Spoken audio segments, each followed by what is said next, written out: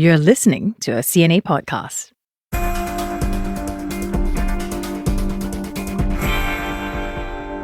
Hi, everyone. Teresa Tang here. In this week's episode, we head to Japan, a country that's home to about 9 million empty houses. They're vacant, abandoned, and known locally as akiya. Some are sold at extremely low prices, while others are given away for free. Why are they empty? Well, it's mainly because of the country's aging population, and foreign buyers have become increasingly interested in snapping up these properties. Listen to this pitch on TikTok by a guy who says he can help you do exactly that.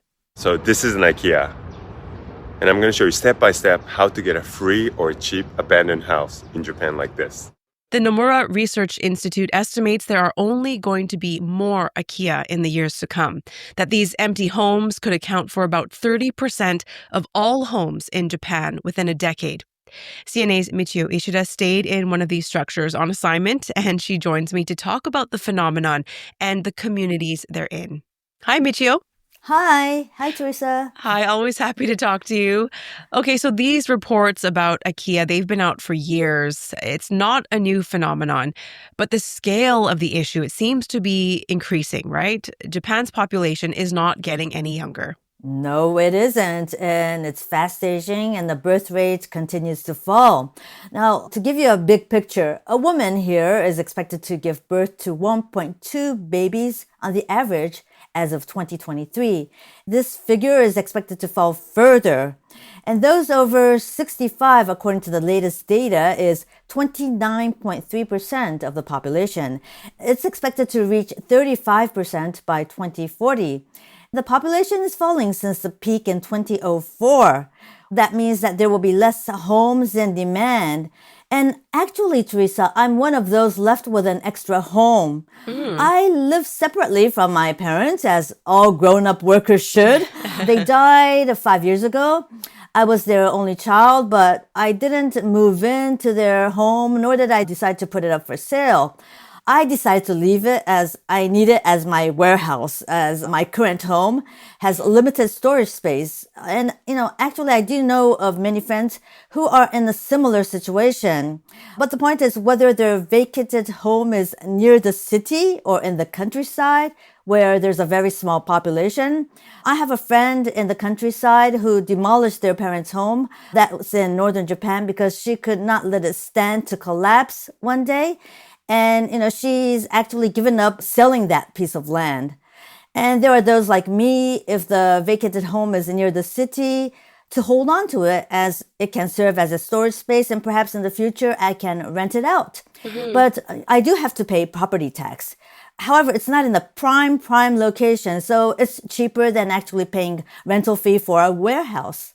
So it sounds like a fairly common phenomenon in Japan. I understand you went to Uda's Utano district, where the population has shrunk by half over the past 60 years. Michiyo, help us understand, why some of these homes are just left empty, maybe similar to your situation. Can you tell me what's it like being in a community like that? And why don't the owners sell them or tear the structures down? Yeah, okay. Well, Utano district and Uda in Nara prefecture developed around the shrine which Japan's old chronicle notes was built by Emperor Sujin in 90 BC. Today there are 3,400 residents in Utano district. Local community leader Mr. Yoshiji Misaki told me every year the population is falling by 50 to 60 people. In other words, they're dying or leaving the area. As to Uda city itself, its population is 28,500, and those over 65 make up about 43%. Now that's much higher than the national average of almost 30%. And I heard from local authorities that many elderly residents live alone, having lost their spouse, their children have moved out, and unlikely to move back. And that means if they die, the house will become an akiya. And some of the homes are left to ruins. And the longer they leave the house as an akiya, the more difficult it becomes to track down children, grandchildren with a possible stake in the house and land. And on the other hand, there are those with emotional attachment, hesitant of selling the house. I actually spoke to one such akiya owner, Mr. Shigeaki Nakao. My grandmother lived there, but she died 40 years ago, and it became an akiya. My father, who ran his clinic there, temporarily was against renting it out. We have our family graves there. We used to pay our respects twice a year, but stopped. And actually, about Mr. Nakao, the interesting fact that there is a Buddhist altar inside his house. And there are many homes like that in Japan, especially the old homes. And that's one of the reasons that the families are still attached to the akiya. And it's very difficult for them to put them out for sale. So emotional, religious reasons as well. You know, real estate in many parts of the world, some parts of Japan even, out of reach for many people because prices have become so exorbitant that owning landed property is just a pipe dream. That's partly why these akiya are catching the attention of foreigners, right? They're buying up some of these properties. Yeah, well, in the big cities, like for instance, Tokyo, property prices are rising. So I won't say property in Tokyo would be affordable. And I hear the new houses are so expensive in Tokyo now that people are seeking secondhand condos and homes. And as I say that, there are lots of akiya even in Tokyo. Oh. And yes, I do hear of real estate firms receiving more inquiries from potential foreign buyers. And the weaker yen could be one of the reasons. For some foreigners, they might find Japan property affordable. And, you know, one thing is that foreigners can buy property in Japan, but there are restrictions, for instance, not near territorial borders, near nuclear power plants, and near self-defense force camps. And due to rising demand for akiya from foreigners, there are many online sites in English targeting foreigners. I actually met 27-year-old French woman, Colleen Aguirre, who found an akiya in Utano in Uda. And that's through a website. And she purchased the home for $33,000. She explained to me why she bought an akiya. I didn't choose Uda because it was Uda. I chose the house because I just fell in love at first sight. The fact that there is Nakaniwa, 2 separate areas to the house, like the main building here and then the bedrooms over there. It's really practical.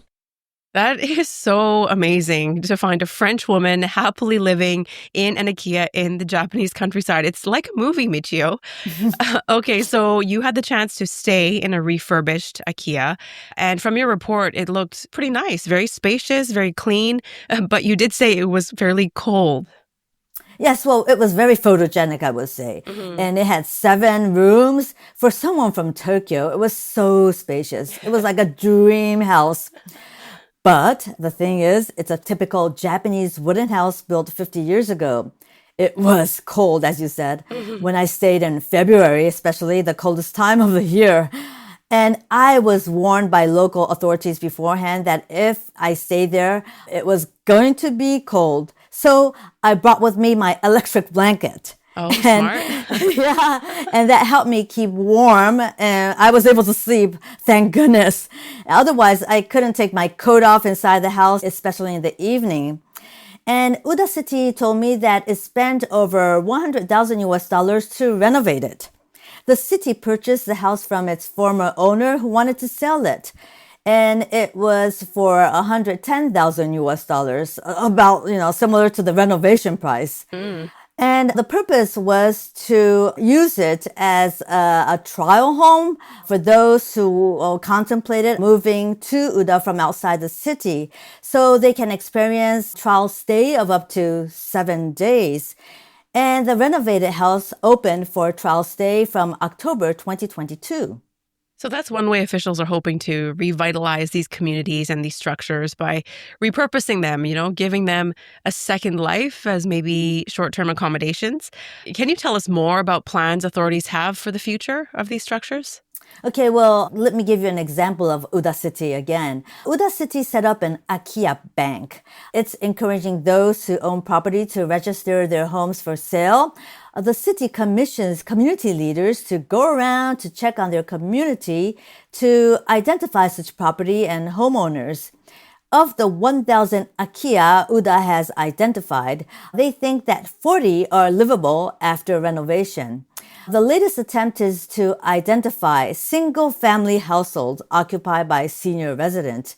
Now, separately, I visited a community in the southern main island of Kyushu, Oita Prefecture's Kitsuki City. Now, their community leader was about to demolish their akiya, a former restaurant, but given its prime location in the area, this person of the family decided to convert it into a community center and lodging, and it's now constantly booked. Other akiya in the area are on the way to finding a second life for them with her help. And also in Kyushu, in Saga Prefecture's Genkai town, its mayor told me his aim is to encourage companies to set up office in his town using akiya public facilities such as former schools and elderly care facilities. Now here's Shintaro Wakiyama, the Genkai mayor. I decided to utilize the Akiya Bank system, which is a database listing Akiya for sale to provide subsidies for the renovation of Akiya. I want to draw residents from outside with resident subsidies. I think more will seek subsidies to demolish and rebuild these empty homes. Well, ideas, proposals are out there to utilize akiya. But looking at data from the Japanese government, of the 9 million akiya nationwide, 8.35 million are regarded as abandoned, and more than 20% of those abandoned are in ruins. In ruins or in good shape, it's the duty of their owners to pay tax. Now, there is a tax break for land with a house on top. One of the reasons their owners fail to demolish damaged houses is due to that tax break. Now, as to inheritance tax, if the legal heir is just one person and the property is worth less than 30 million yen or below 207,000 US dollars, that person will not have to pay inheritance tax. Otherwise, inheritance tax can be up to 55% for properties worth more than 600 million yen or 4.1 million US dollars. So it's not surprising possible heir of pricey property will not want to come forward. To discourage heirs from abandoning houses in December 2023, the government implemented a revised akiya law that will allow municipalities to fine and, as a last resort, remove the dilapidated house and charge for the cost of demolition. A great initiative there. One statistic that stood out to me from your report, Michiyo, was 40% of Japan's municipalities could vanish because of population decline. That's unbelievable. What happens then if these revitalization measures don't help? Are we going to see communities simply disappear? Well, that could happen. So to avoid that, I guess this list was prepared so these municipalities will try to make efforts not to disappear.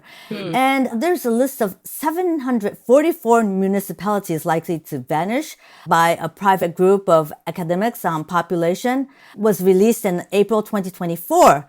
The study is based on the number of women likely to leave the area, those between the ages of 20 to 39. All the places I mentioned in my report, Uda, Kitsuki, Genkai town, are on the list. And I told you the efforts they're making, right? But still their population is falling.